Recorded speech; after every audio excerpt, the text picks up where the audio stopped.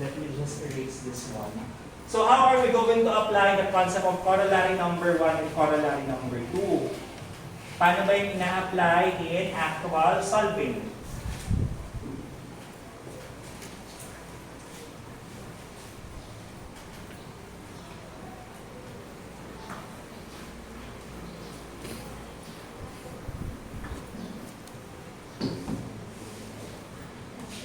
Ang schedule ng observe ko pala ay after ng Holy Week, Monday ata.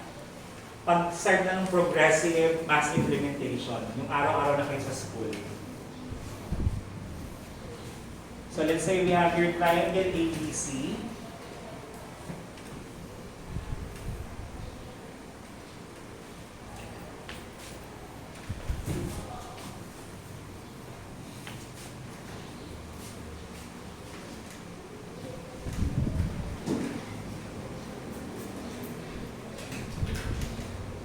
Given the following measures.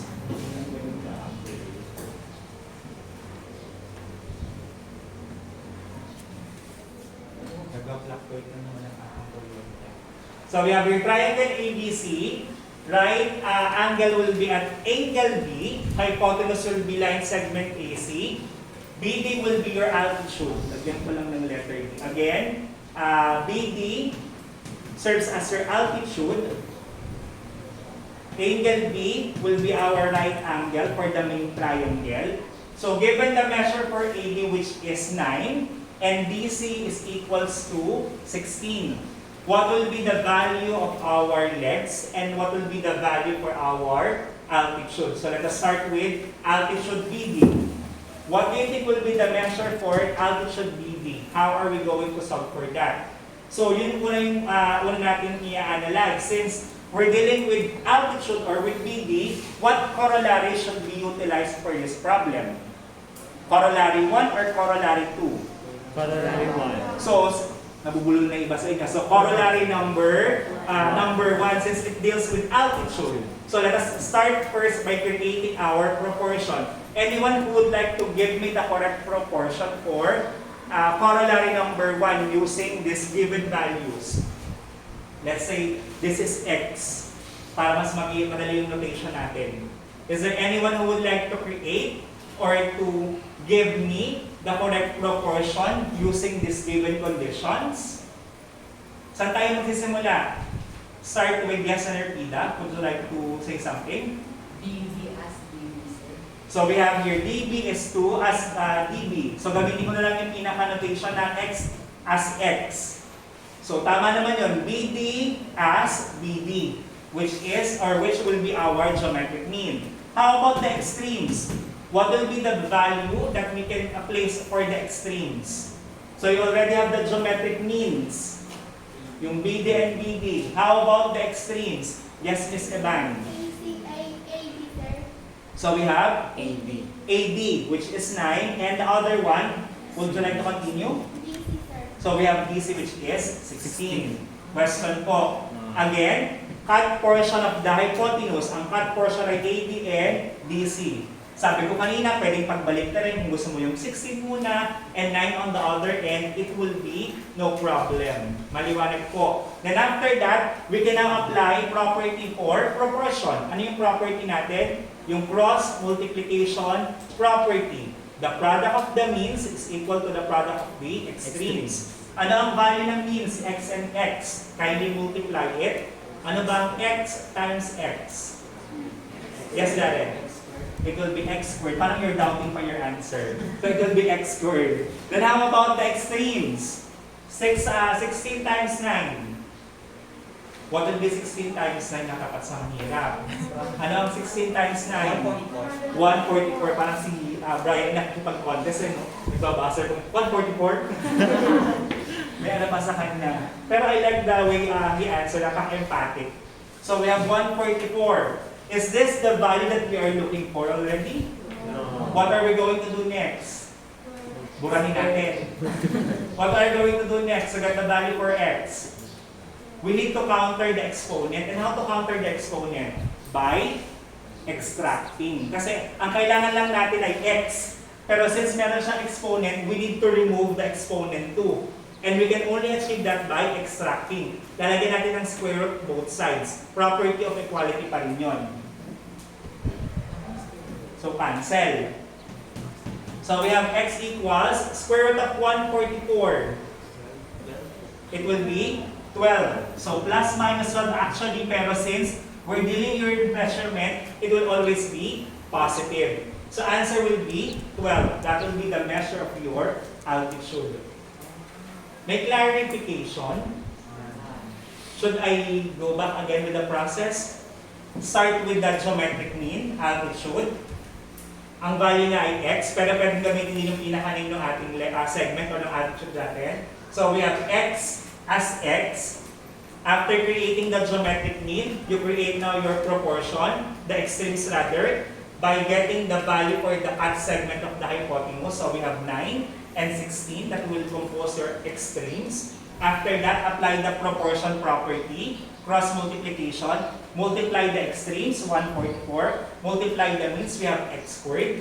To remove the exponent of your x, we need to extract it. Kung yan ay cube root na gagamitin natin. So as simple as that. Extracting pa rin naman yung process na yun. So we have square root of x squared will be x and square root of 144 will be 12.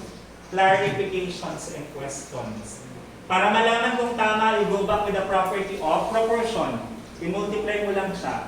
12 times 12 will be 144 and 9 times 16 will be 144 pa rin. So they are equal. So tama yung ating proportion. Just that is optional naman na for checking purposes. Clarification so far? Baka meron tayo gustong i-clarify or would you like to say something additional? How about the legs? Let's say, focus tayo muna sa AB. Let's say ang AB natin ay Y. So how are we going to solve for the value of Y or side AB? For this case, anong corollary ang pinaka-applicable? Dalawa lang naman ang option. 2. So it will be corollary number 2. So you start with your geometric mean. So we have, so what will be our geometric mean? Would like to compose or would like to give me the correct proportion. Sige, yung proportion na lang just in case. Meron namang nakapag-create ng proportion. What do you think will be the proportion for this one? You start with the geometric mean, which is your y or your side AB, and determine the extremes, which will be composed of the hypotenuse and the segment adjacent to side y or side AB. Yes, Justin. So, AB as AB. So we have AB, gawin ko na yung y ha, y as y. And how about your extremes? AC, sir, and AB. And what will be the measure for AC? Anong measure ng AC natin? If AB is 9, DC will be 16, what will be the measure for the whole segment? 144. It will be 1, 144. it will be 25. I-add lang natin ha. Huwag natin gawing komplikado, i-add lang natin. Ang tawag sa concept na yun ay segment addition postulate. Ibig sabihin, if the segments are lying beside each other, their measure can be added up for you to get the larger or longer segment. So yun lang naman yun. So you're not going to multiply it, just simply add it up. Kasi yung buong hypotenuse lang naman yung kailangan natin. So kung yung isa ay 9, the other one is 16, so it will be 25 by simple addition. How about the other end? The AB, sir, 9. It will be 9. Very good, Justine. Thank you for sharing your thoughts on this one. So we have 25 is to y, as y is to 9. Ulitin ulit sa nanggaling ha. Y will be your geometric mean since siya yung nawawala. At siya ay leg. Dahil siya ay leg, automatically yun yung geometric mean natin. And for the extremes, it will be coming from the whole hypotenuse, then the segment adjacent to your focus leg or yung given leg natin, which is 18. Yun ay may measure na 9. Then proceed now with the property of proportion. Product ng means and extremes. So we have here y squared. How about 25 times 9? Natapat na naman sa mahirap. Yes, Miss Oraye. Tama? Yes, they have already an answer. Wala namang masama kung magkakamali. It will be 225. So same thing with Brian. So we have 225. Nobody's perfect. If you're perfect, you will not be here anymore. Isa ka ng Panginoon, isa ka ng Diyosa. So hindi naman masama magkamali, pero we should learn from our mistakes kung sakasakali. So going back with this one, we have y squared equals 225. May clarification? After that, same procedure. Since y lang ang kailangan natin, we need to extract it. So y will be equal with, ano po ang 225? Nasakot na naman sa mahirap. Sige, I'm willing to wait. What's 225? Square root of 225. Ang 12 ay 144. Ang 13 ay 169. Ang 14 ay, anong 14 ulit? Nakalimutan ko ang 14. 196. Tama ba? It will be what? Automatic naman sa pinakablo ko, di ba? So yung kasunod na noon. So we have 15 as your measure for y. Question and clarification. Baka meron tayong clarification. How about the last one? Let's say this side Z. What will be the value for BC or side C if we're going to use the same condition on this triangle? So solve for Z. Same procedure. Create your proportion. Sige, Miss Evan, what will be your proportion? AC, sir. Louder. AC. What will be the value for AC? Just give me the value na lang. 25 is to Z as is to BC, sir. 16. 16. Very good, Miss Evan. So yun yung ating correct proportion. Again, Z will be your leg, your geometric mean. 25 will be the hypotenuse. Then 16 will be the adjacent segment on the hypotenuse doon sa given leg natin. Then after that, multiply lang natin. So C squared equals, ano ang 25 times 16? 300. Yes, anyone? Yes, Miss Carol? 300. Any objection from the group? Baka nagkamali rin ako ng multiply. Tama naman siguro. So 16, so we have 30, 8, 12, 15, 25. So medyo kinapusan ng konti sa pag-a-add. Anyway, pero nice try do, Miss Carol. So I know that you are doing your solution on your paper. So it should be 400.